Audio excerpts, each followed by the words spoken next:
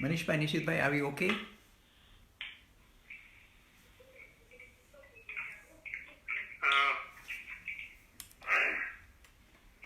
seeing live notification. I've got both Okay, live. yeah. Yeah, both are live now. Facebook is like that. Okay. How about YouTube, Manish bhai? Sorry, I'm not on yet. Good afternoon, viewers. We're just setting up the equipment. I don't have my lovely supporters because of the clampdown in London. We can't travel, we can't go to each other's houses.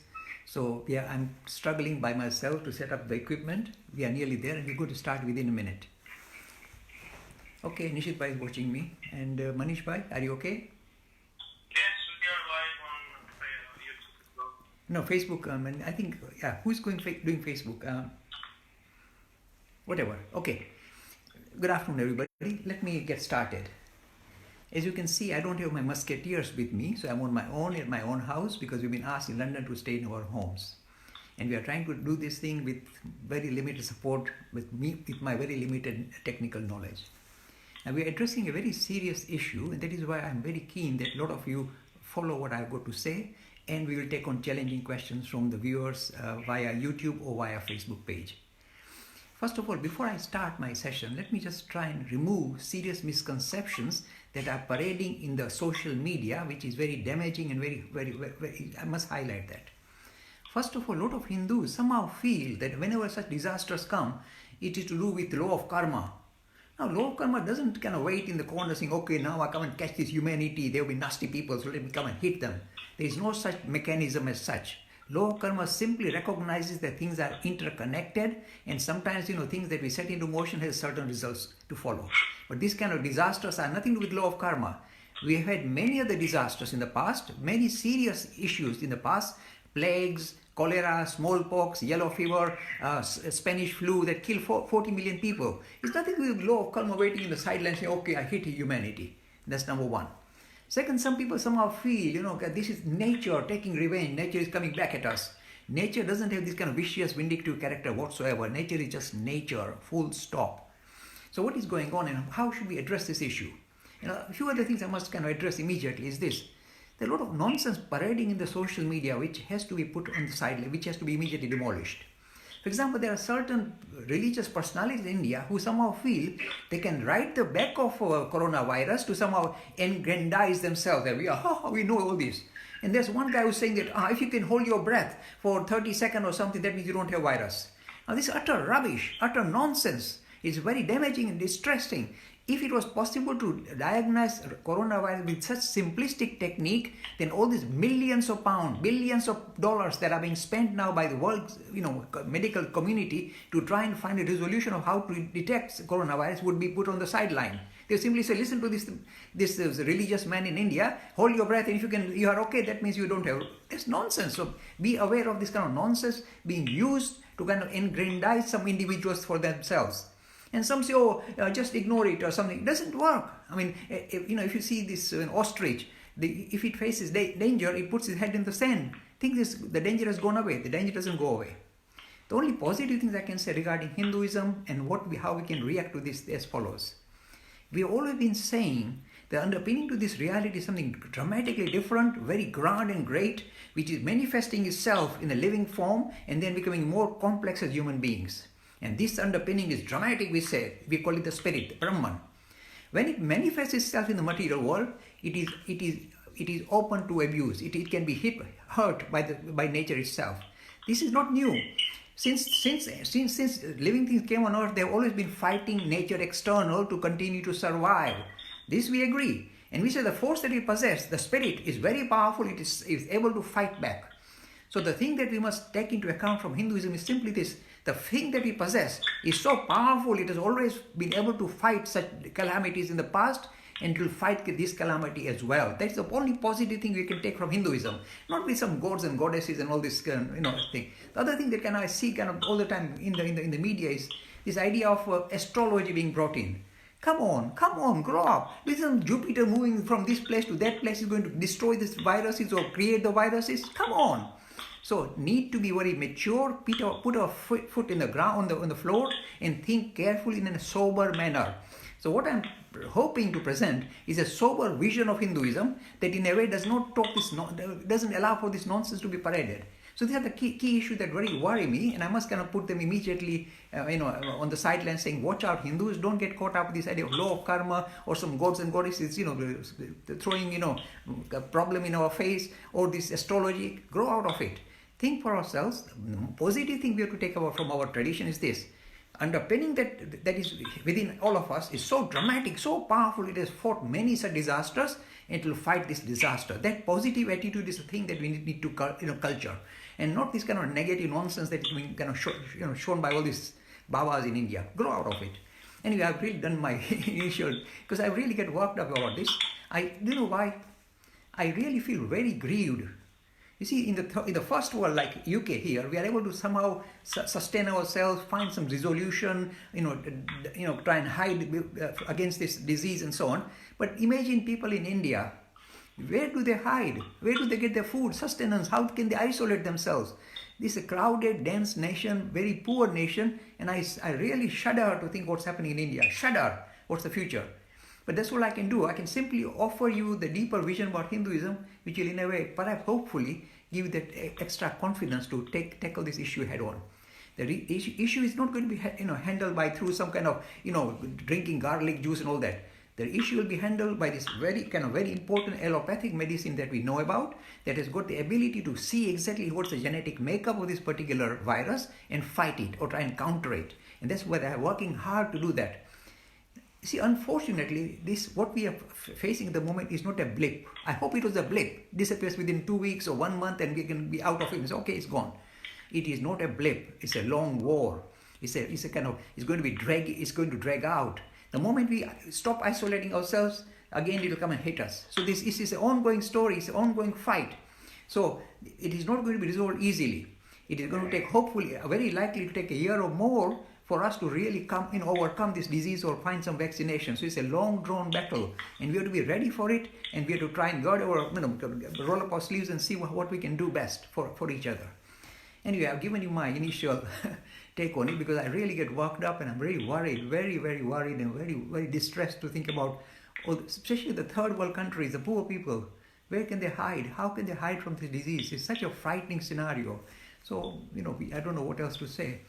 Anyway, Nishit Bhai, any questions from your side, sir? So, Jay Bhai, during this time, a lot of people have gone into fear mode because we look at the news and everything they talk about is usually quite negative and puts people into fear mode.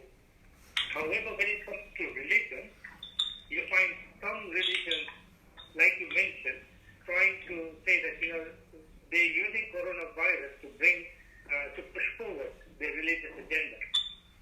Okay. Now, what would you say about certain sects or certain religious movements who are trying to do this and say that coronavirus is here because of a reason and we need to go towards this religion? Okay, let me take, both have very interesting issues that you raised. First of all, since living things came on earth, there are two modes they adopt. Either fear, means run away from danger, or fight, roll up the sleeves and come fighting. This has been the condition of all living things right from the beginning. Either they run away from and fear, or they roll up the sleeves and fight. I'll face up the brute. Now, what is our take? Our take is this: in this particular case, fear is very dangerous because fear in a way reduces your immunity. So fear is the last thing you want to do. Even though things are very fearful, I'm fully aware. I'm worried as well. But even though we are worried, I'm saying do not take on the mode of being fearful because your immunity goes down. You're asking for trouble. So that even if you are struggling, try and take on the second mode, which is to say, I'll fight it. I'll stand up against it. So it is pure. Look, it's not going. This virus is not going to listen to you. Oh, this is the gentleman is so clever. He's taking on the forceful mood. The idea is this: at least it will build up our immunity and help us a little bit. So this is one positive thing. The second thing that I've again seen in the media, there are some religions which are very, very outlandish religious ideas. They think that, this is the perfect way for God to take, revenge and send us to hell or whatever. Look, grow out of it. This idea of this kind of very oversimplistic and this kind of, traditions which are really outdated, is necessary for us to put them on the back burner and not get caught up by them. Don't get worked up about them. There are some people who are so brainwashed they can't think of outside it. So that's so be it. And if they want to face up to that, saying this God is going to send us to heaven, good luck to them. But they should not impose their particular, very kind of oversimplistic vision on rest of humanity. That's my second thing. Manishbhai, any question from you, sir? Yes, sir. I've got a question from Tushar Patel. Yes.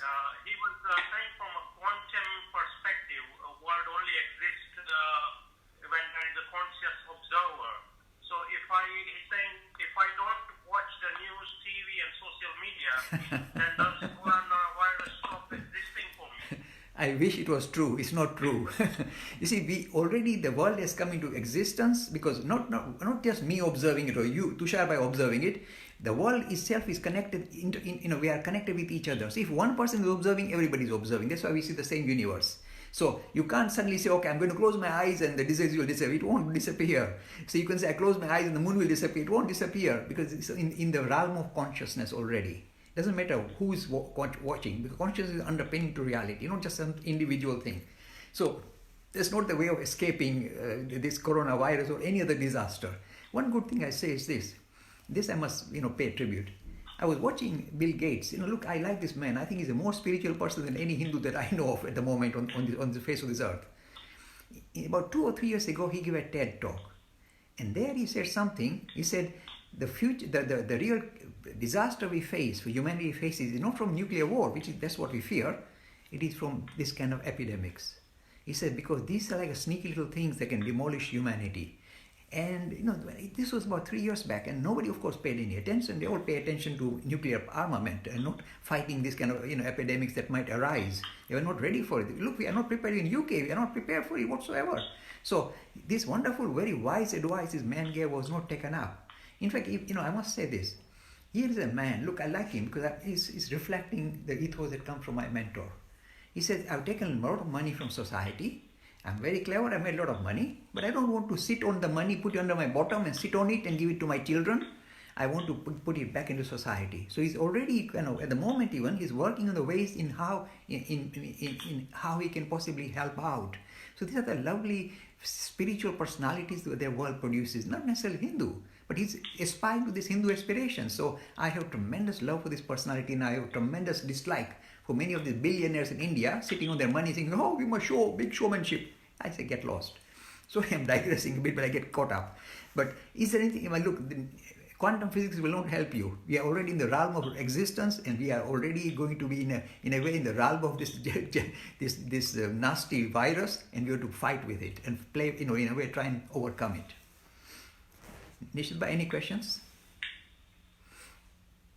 Nishitbhai? I seem to have lost one of my musketeers. Manishbhai, any Okay, sir, I'll jump in. So, yes. So Tushar Patel also asked, is coronavirus some collective karma? Is it Prakriti acting its or is it just Prakriti acting its natural cycle? Look, I just addressed this issue just as we started, saying don't blame the law of karma whatsoever. Simply saying the things are interconnected. That's all. It's just an observation that objects and events are interconnected. Doesn't mean there's some wild, horrible monster called law of karma saying, okay, I take revenge on humanity and it's a collective, interaction. No. As soon as living things appear on earth, they are at the mercy of physical nature that we inhabit. We are all at the mercy of nature. You can have a tsunami, you can have an earthquake, you can have a meteor falling down on earth. We are at the mercy of the world that we exist in. We are at the mercy. But the clever thing is this, the thing that is in a way percolating through this particular frame is the spirit. It is a habit of fighting against all these kind of calamities. It has done it over thousands, millions of years done it. It's going to continue to do it. The only thing, this particular virus may stay with us for a year or so. It will change the landscape of the world. It's rattling the whole system, the economic system, the wealth system, the mindset of humanity is being severely rattled by this virus. So it is not going to go away easily, but humanity has a habit of fighting against such things. That is a sign of the spirit. You must focus on that. Take some more questions. Nishitbhai, are you there? Hello, Nishitbhai. Yes, okay, can you ask me a question, Nishitbhai? Yes, so now with the way people are forced into a lockdown at the moment with over a quarter of the world's population in lockdown, it has, like you say, changed the way life has been. So people are now adapting and they're moving online or on virtual platforms like we are at the moment. Indeed, Nishitbhai. So how do you see the will pivot and maybe reimagine in light of this situation. Okay, you're cutting off because this gizmo sometimes don't work so well, but we'll do our best. Okay, first of all. So the question was, yes. How do you see religion pivoting or changing themselves to adapt to the current virtual online sort of movement? Yes. Look, one thing we can say, there's nothing good about this. Look, this is a nasty thing that's happening to us. I can't say anything good will come out of it. I can simply say there are some side effects, if I can use the right word. The side effects are this. As we have been rattled to the core, look, I'll be very blunt. So many religions with so many gods and goddesses and so on are trying to, in a way, see how we can resolve this issue. They are praying, they are worshipping, they are doing bhajans. Nothing wrong. They're building up their immunity, if nothing else. But has any god descended from any of the religions to say, okay, I come with the serum, sort you out, don't worry, I'm here? Has any god come down to earth to help us out? Not now, but even in the previous disasters. So it is time, the human beings have become very mature. In the earlier days, they say, well, maybe you was busy, or perhaps he said, let you to kind of become strong by yourself, etc. They will find excuse for God. But in this day and age, the thinking youngsters are not going to let God off, saying, oh, I was busy and you have to be strong by yourself and I'm testing you, etc. They said there is a serious issue regarding whether there is a God or not a God. So at the moment, what is going to happen? This is going to be the changing landscape of the world religions. This is being rattled. They are rattled to the core. If you believe in a monotheist God, a supreme personality at the back of the creation, now we are in trouble because we straight away say, where is he now? Where is he now? You've been worshipping him, going to temples and churches and mosques and everything. Where is this God? So if you are rational, you say something is seriously wrong. And the thinking youngsters of today, not 100 years back, are not going to tolerate this particular vision of religion. It's going to have real trouble. It's been rattled to the core. So what will happen is the thinking youngsters will say this particular model of religion we are focusing on, or focusing on the supreme personality, has to be challenged now or to be given up. Given up is the right word. So what is the stake of Hinduism? What is our take? We also have all these gods and goddesses. Do you think, Dhanvantari will come down with a serum and say, I sort you out, mankind, I'm the god of medicine. No sign of him. So what is the resolution? Look, this is what my mentor has been teaching for thousands of for the last 100 years. He said the following, look, chaps, stop now focusing on a God in the heaven to sort you out. Stop bowing down, breaking your backbone, focusing on some supreme personality to sort you out, human beings out. He has been telling us for over 100 years, stand on your own feet and sort yourself out. There is no external God going to help you. You have to help yourself. Stand on your own feet and sort yourself out and stop bowing down to gods and goddesses. Look, this is the message. And the Hindus can't take it. They love these gods and goddesses. No, we must sing to this and that. So they've been ignoring him. Now they can't ignore his message. Because look, if you look at the world today, who is at the moment working for the humanity? Is a God coming from heaven? No.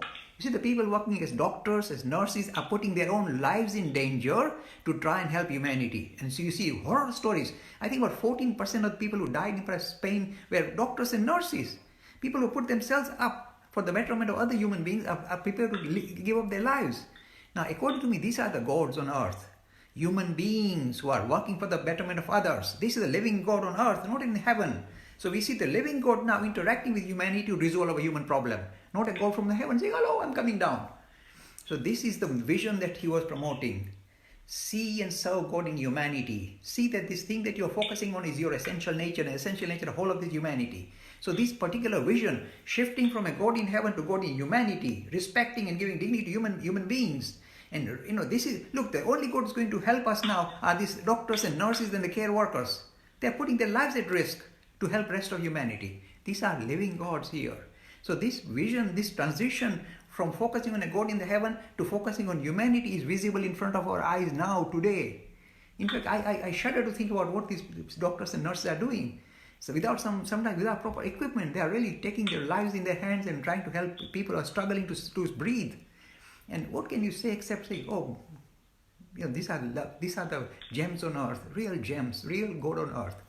So this is the one thing that could happen. Religions have to have a transition from a God in heaven to God in humanity. This cannot be avoided. He said this about 100 years ago. Nobody listened to that. This is called spiritual humanism. Nobody paid any attention to him. Now this pesky little thing is going to force humanity to think like that or move towards that idea.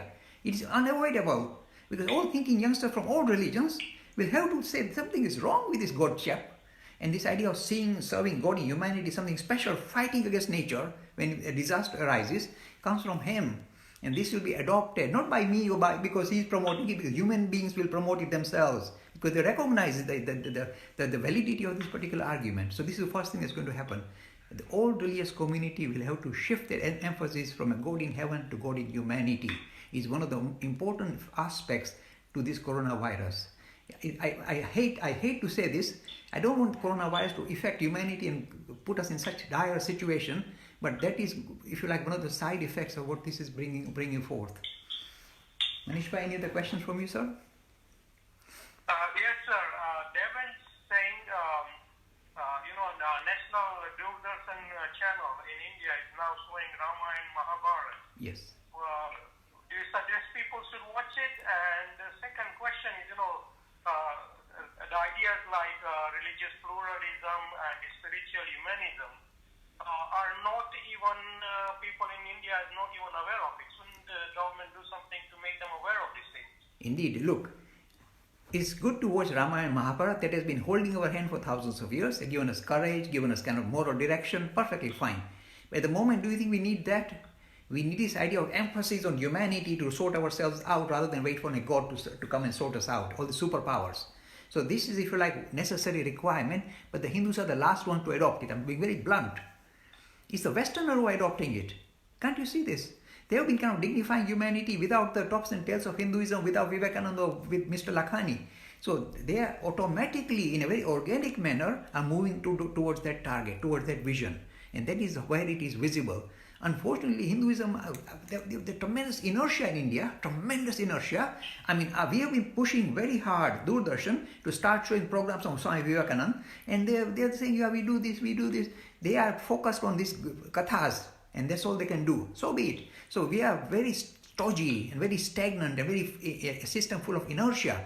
Indian media should have been the first one to promote these ideas and saying, look, we stand up and fight against nature and sort these things out rather than say, oh, sing bhajan now, katha, and do Ramayana and Mahabharata. Nothing wrong with it, but look, we have to move on now. We have to evolve. This shows we are a living religion, but we don't do that. No. So we pay a heavy price. I've been pushing Doordarshan very hard, using various connections I have in India. Say, please promote this modern vision of Hinduism and stop kind of grinding this X about the ancient Hinduism. Talk about this modern Hinduism that comes from him. But they say, oh, we are thinking about it. They were still thinking about it. So be it. Sorry, Manish, I was a bit carried away because I get really worked about this. Anything else you would like to ask? Yes, you were saying something else? No, so another question from someone is, Himanshu Sarah says, how many levels of consonants there are? And somebody before asked, what is the relationship between consciousness and Atman? Okay. Look, my friend, we are dealing with a very pragmatic, practical problem at the moment. If you want to go into these technicalities of the Hindu tradition, consciousness and Atman, look, Atman is of the nature of consciousness, the simple answer. So Atman is not there, not two separate things. When you try and get a handle on the stuff like Atman or Brahman, the three words that come like magic are, it's of the nature of existence, it's of the nature of consciousness, it's of the nature of bliss. Satchit Anand or Asti Bhati Priya. So if you say what is relationship, I say the word that you can get to get a grab on this thing called Atman is very tricky to capture, is to say it's of the nature of consciousness. We're not even saying it's conscious, of the nature of consciousness. This is how we explain it. So this is a bit technical. Let's go for some more kind of bread and butter question. Nishitbhai, any questions from you, sir? Well, so David, we were looking at, for example, how various worship services of various faiths have been closed. So closure of Sunday schools, cancellation of pilgrimages surrounding observances and festivals. Many churches, synagogues, mosques and temples have now offered worship through live stream during this time. And there's lots of different changes.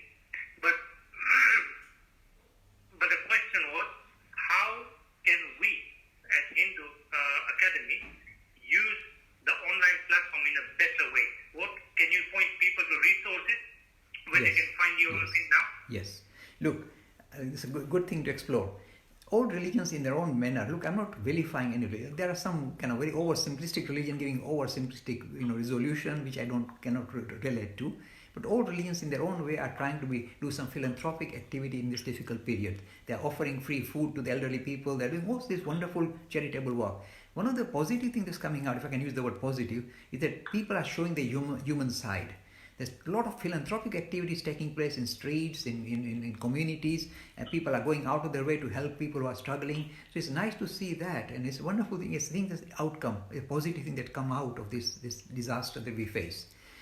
And some of the religious organizations, I must pay tribute to them, are going out of their way to, in a way, they can't do any worship in the churches or in the temples, etc. So they say, okay, we'll supply free food, etc. And we'll use our capability or capacity to try and help out greater humanity struggling at the moment. Wonderful. Now, what is the future? This is the problem that worries me. You see, the moment they pull out the lockout and say, okay, now you can all start, mixing with each other, the virus will come back again, guaranteed. It's not until you get a vaccination, this virus is going to leave us alone. So this may drag on. You can clamp down, saying, okay, stay alone, so the virus can be kind of curtailed. And the moment you open the doors, the virus will come back again and hit some more people. So we are trying to kind of just slow down the progress of the virus, but we have not stopped it. So long term, a lot of things are going to happen which are going to really rattle the whole system, the economic system, the educational system. Look, Eton College Varieties closed down. We don't know when they'll open because you have no clue how to, when to restart. Same with all the schools and colleges throughout the world. So a lot of major disruptions are taking place because of this little pesky little virus. A lot of disruptions. And humanity being so innovative, this is the good part about humanity, this is the sign of the spirit. We'll find some ways to continue to communicate like we're doing now here, to in a way continue to interact with the greater public and using modern technology. This is the human invention. So we'll use this to in a way to fight back. So we will do all these kind of innovative things. We may start classes, studies, etc. using this kind of social media. So be it. So we are perfectly fine. You may want to say, let's do worship on social media. Nothing wrong with that. It's in a way kind of builds up your immunity, saying, yes, something is standing by me, my religion or my faith, etc. So be it. But that's all I can say. One other thing I must bring into focus is this. It's not only the religious or community that's being rattled to the two pieces, and again they have to shift from the idea of God in heaven to God in humanity, as he's suggesting. The economic world is also in a real mess at the moment, real mess. And at the moment the government is throwing money, saying, okay, let's help everybody out who are struggling, but this money is to come from somewhere. So we are looking for a situation where the whole world can go into depression. I'm not an economist, but I can see it coming. Because how can you sustain this thing in the way it's going on at the moment? Half the things are closed down. How do you sustain people? How can they make a living? So we're going to go down the tube.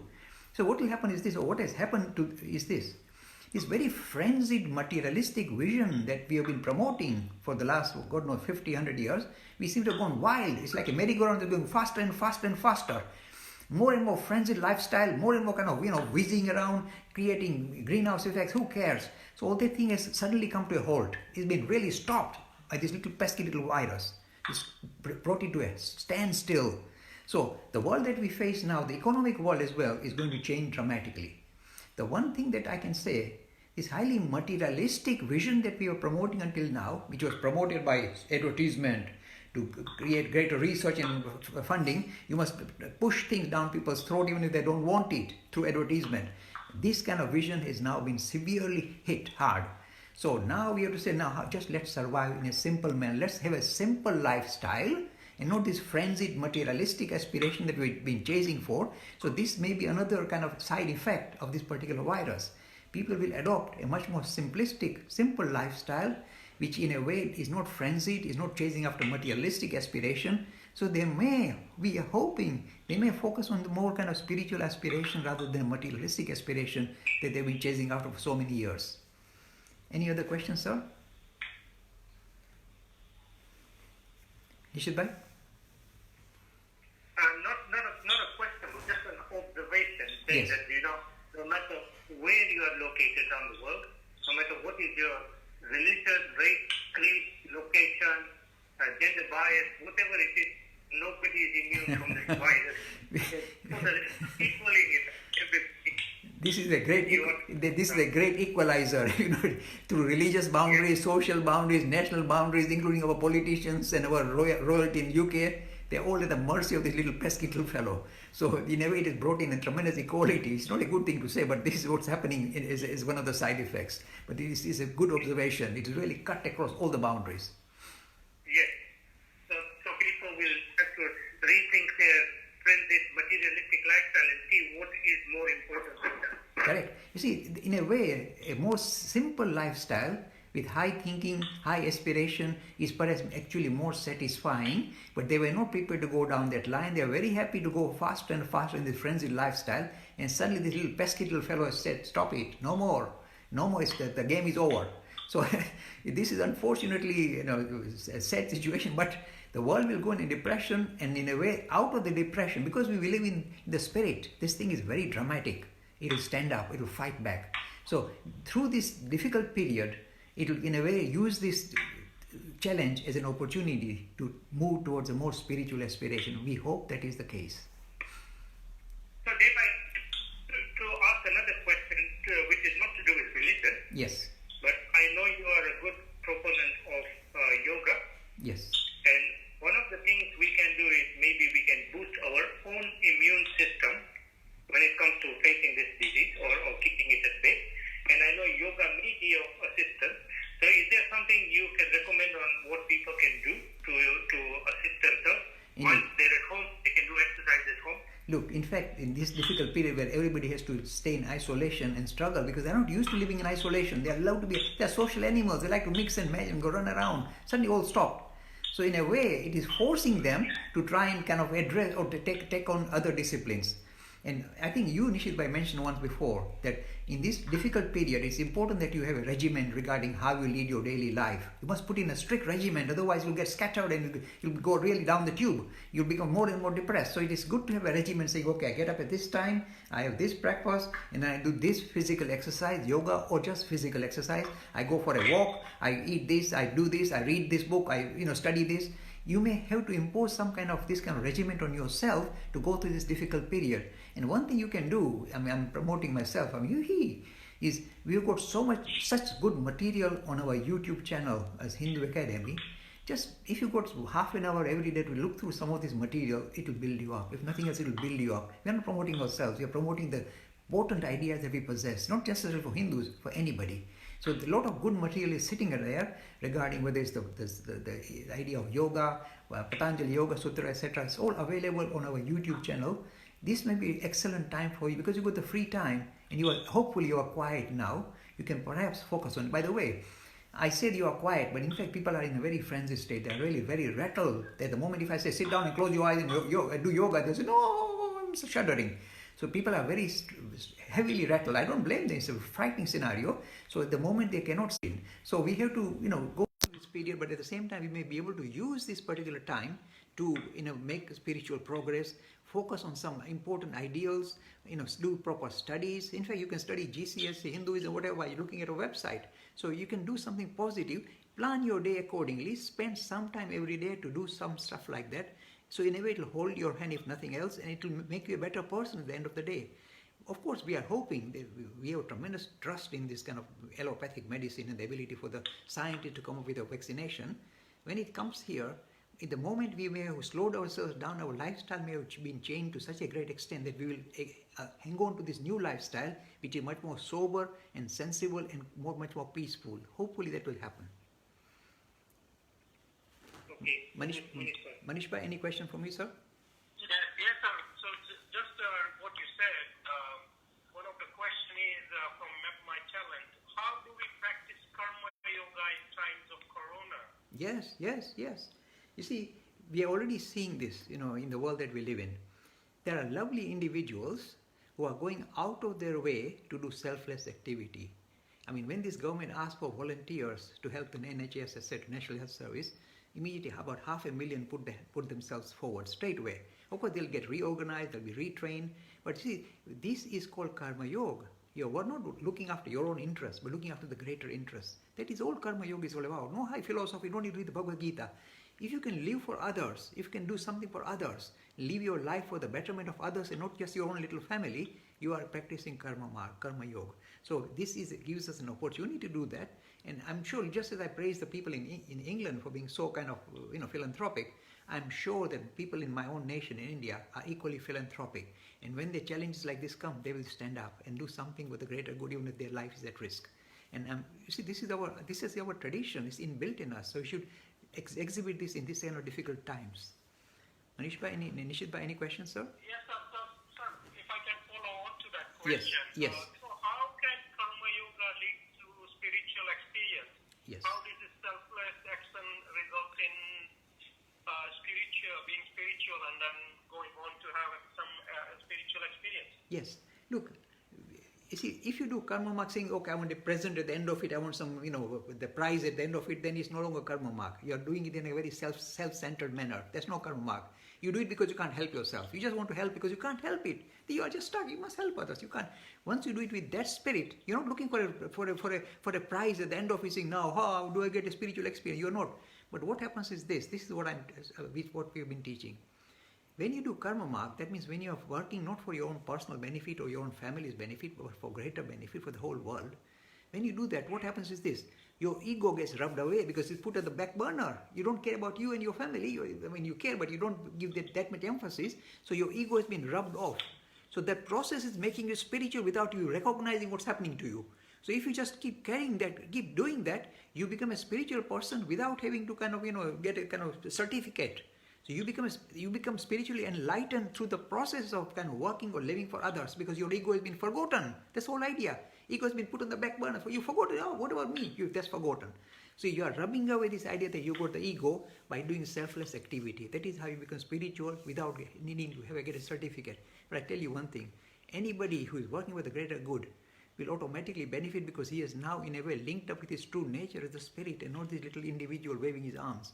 So he's getting the benefit automatically by the process of living for others or helping others. Nishit Bhai, any other further questions, sir? So I think it's time when I can show you a booklet. Go for it. We know that the large portion of the world is based on capitalism. Yes. And in the with the right person, capitalism can be a great tool to make change in the lives of people who are less fortunate. So I read recently that Mr. Azim Premji from Woodbrook has donated huge amount of money towards this relief effort, and in his general philanthropy, he has ended up donating more than $21 billion.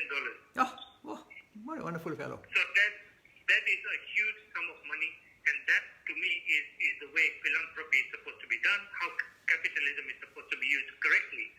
My question to you is, if we lived in a civilized world, then why do we see so many distinctions between the rich and the poor? Yes. You see, this is, if you like, capitalism that's gone bad.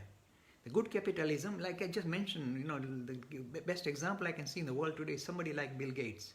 Billions. He's not giving it to his children. He's giving it for the greater good. He's spending it in a very systematic manner for the betterment of others. In a very controlled manner, not kind of throwing money at the poor, saying, okay, I throw money at you. This is the right way of being truly a capitalist, becoming truly philanthropic, becomes spiritual straight away. You see that the same thing that was making him very kind of singular and looking for my own interest is now making him looking for the greater interest. See, he's widened his circle of people he thinks his family. So this is the way you become. Look, this should be the way capitalism should move on. Look at our India. It's sad. The difference between haves and have-nots is so vast. That's why I'm shuddering today to think about the coronavirus in India. The rich one will hide very happily. What about the poor people? They don't know where the money is coming from, where the food is coming from. They can't get a living. They can't hide from this coronavirus. How can they isolate themselves? So I don't know what will happen to them. Poor Narendra Modi is pulling his hair out and doing his best to see whatever he can to control this virus. And because of the big difference between haves and have-nots in nations like India, we have a serious issue now. So we have to look, I have to be very honest, we have to learn some of the Westerners regarding how we can be truly philanthropic and truly, a real capitalist will say, okay, I've got the money, now what do I do with it? Do I sit on it? No. Let's use it for the betterment of others. Let's put it to good use. So this idea of difference between have and have-nots has to be reduced. So in the West, we are seeing that in egalitarian society, trying to equate humanity, trying to bring them together. Not saying becoming communist. I'm simply saying recognize that you must share your wealth. You are just a guardian, a custodian of wealth, and not somebody who just hang on to the wealth and die. So this we have not learned. The Hindu billionaires, I have no respect for them whatsoever. You use nasty piece of work. So they sit on the money and show off. What the heck?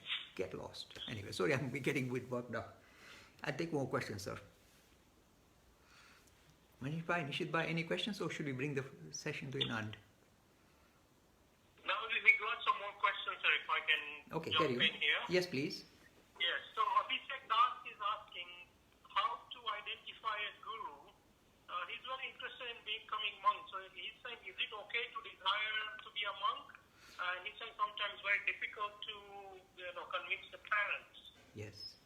You see, whether an individual should become a monk, I can't guide. It depends on the individual circumstances, the individual family, the individual's mindset. Look, Narendra Modi, our present Prime Minister, wanted to become a monk of the Ramakrishna order.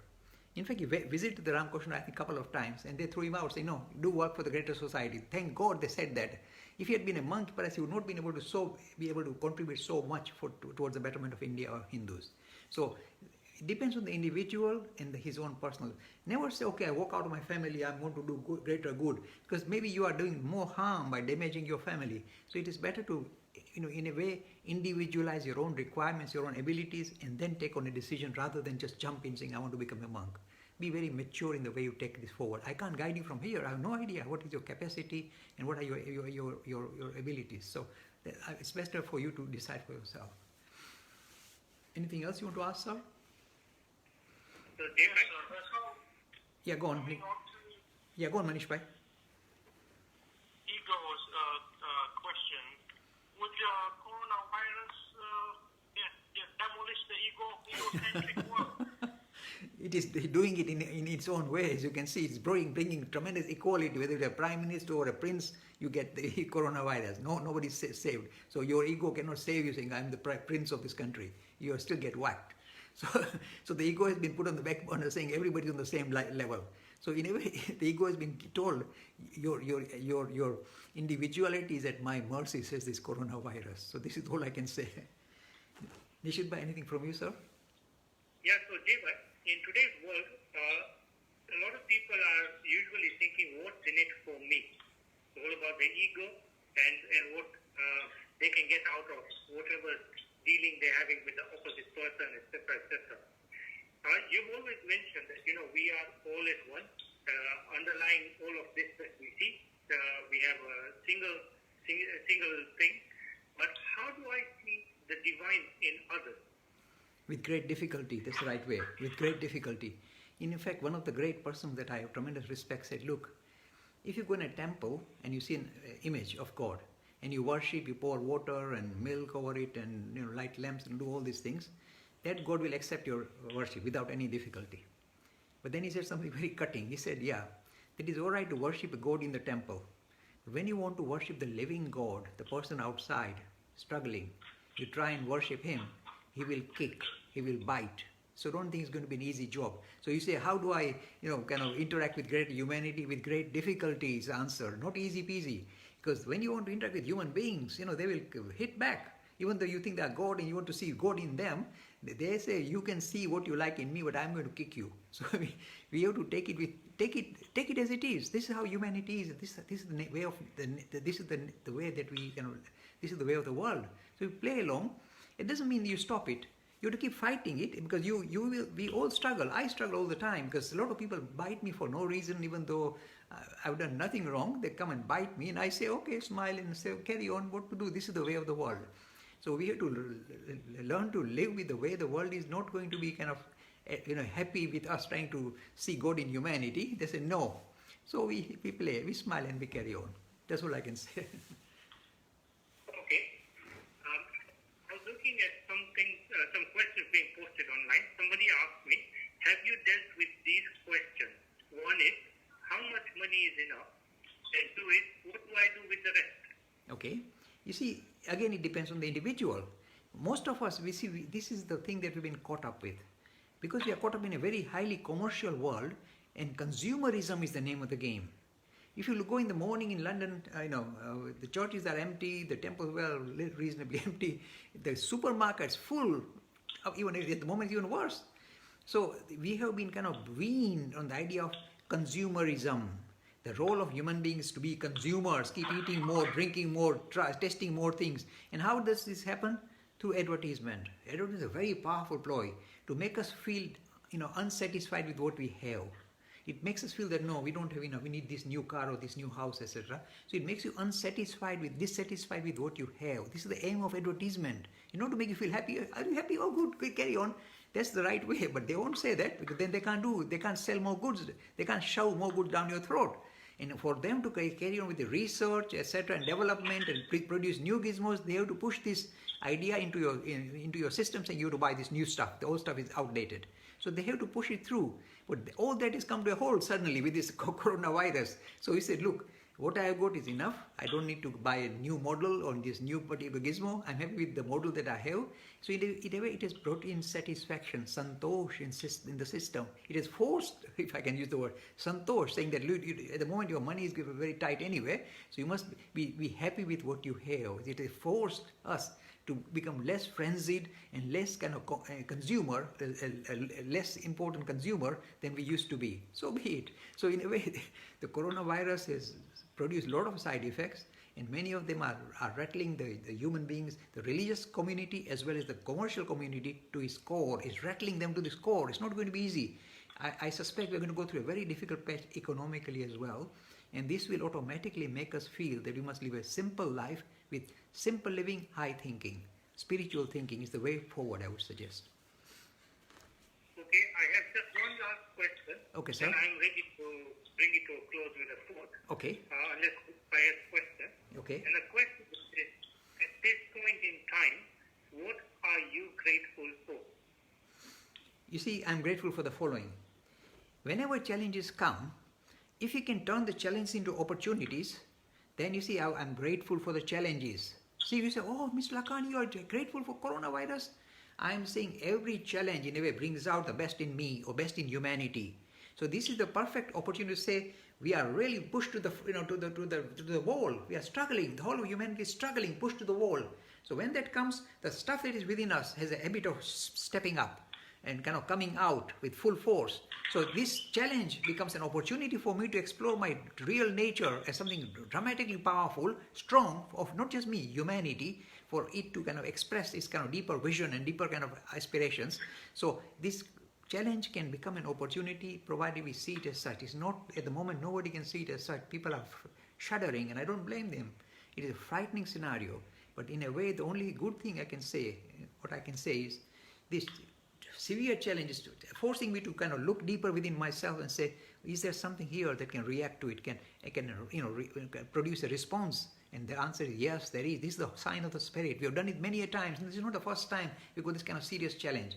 I mean, imagine all the plagues, smallpox, yellow fever, everything that we've been hit, humanity has been hit with so many different plagues and viruses, and you have come out fighting. This is a sign of the Spirit, our true nature. So that's the only positive thing I can say about what we are facing at the moment. I think we should conclude with that, Nishit Bhai, so I leave it to you. Okay, fine. So I have a question. Sorry, Manish Bhai wants to say something. Go, Manish Bhai. Manish Bhai. Sir, we got a couple of questions from Andres, if I may ask, before we close. Please. So the question is, he's asking, was Jesus real person? And second question he's asking is, how to worship God in avatar form, or should we worship Him when you recognize God in avatar? Okay. First of all, whether Jesus was a historic figure, a lot of Christian theologians are struggling with that issue because there's very scanty evidence regarding him being a person, a historic figure. One thing that I can say is my mentor, Swami Vivekananda's teacher, Ramakrishna said, he said Jesus is a historic figure. That's what I can say. I don't have any evidence. That's the only thing I can say. What about worshipping avatars? Look, this is the master, if you like, the trump card that we possess. You see, we got the idea of avatar, means God coming down to earth to help humanity, and we are of course waiting for him to come down now, and he's not going to pop in that easily. So this idea of avatar as God coming down to earth for the betterment of humanity seems to have been a good ancient idea, but the transition is now taking place. You may think that avatar means, Vishnu coming down as Ram or Krishna or Buddha, whatever. But in reality, this is again from him. Don't you realize every living thing, every human being is an avatar? So when you say, want to worship avatar, worship the living avatar. Everybody is an avatar. You see, so initially people said, when I said this at Brighton University at the postgraduate level, they said, Mr. Lakhani, you're trying to say all of us are? I say, yes, This is the depth of Hindu teaching, saying it's not that one or two people, or some super personality comes down and says, oh, I'm avatar. Everybody is an avatar. Recognize the dignity and divinity of whole of humanity as an avatar. So it's not that avatar comes. So the film Avatar in a way is telling us the thing that is in a way inhabiting all of us is the spirit. I think we should finish, Manish bhai. Nishit bhai, let's finish with your quote now. Okay. Okay, so let's finish with a quote from Swami Vivekananda, which goes, that all differences in this world are of degree and not of kind, because oneness is the secret of everything. Thank you, sir. I think we should conclude with that. Thank you for everybody for participating and interacting with us. We hope to do this again next. Sorry, Manish bhai, Nishit bhai. Sorry, Manish bhai. Just a question. Are we doing extra session on after a couple of days, or? We'll take it as it comes. At the moment, I think human beings are so rattled, our viewers are rattled so much, their mind cannot focus on deeper visions. As they're thinking about their tomorrow, where are they getting the food from, how they can protect their family. So we don't want, they're very rattled. They're not in the right frame of mind for us to do regular sessions for the time being. But we will continue with our Saturday sessions, for the time being. Thank you very much. And thank you, Manish bhai and Nishit bhai, for participating and helping me out. Thank you, sir.